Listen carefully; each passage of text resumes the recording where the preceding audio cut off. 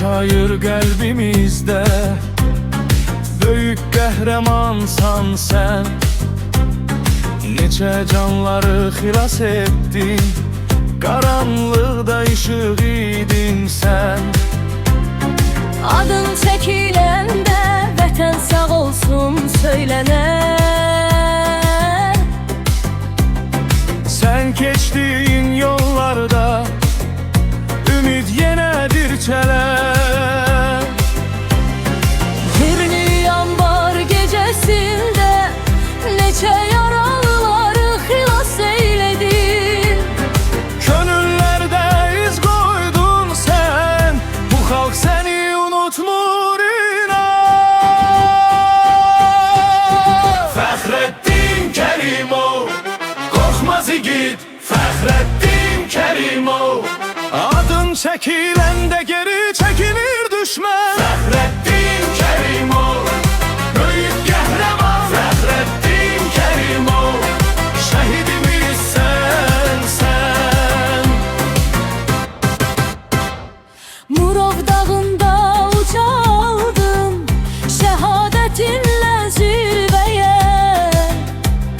Daşlar səni danışır indi, külək deyir adını təzə-təzə.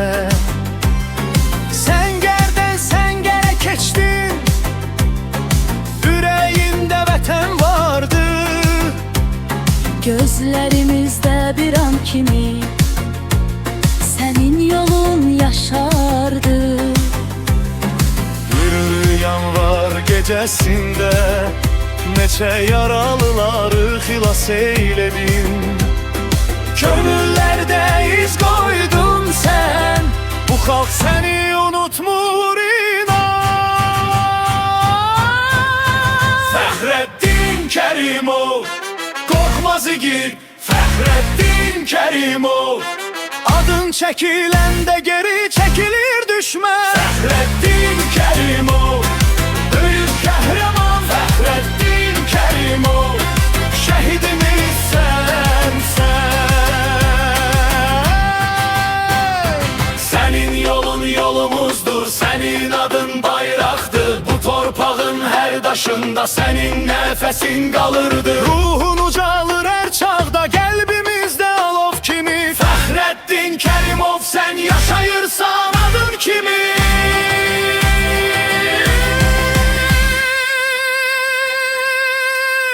Fəxrəddin Kərimov, qorxmaz igid Fəxrəddin Kərimov. Adın çəkiləndə geri çəkilir düşmən.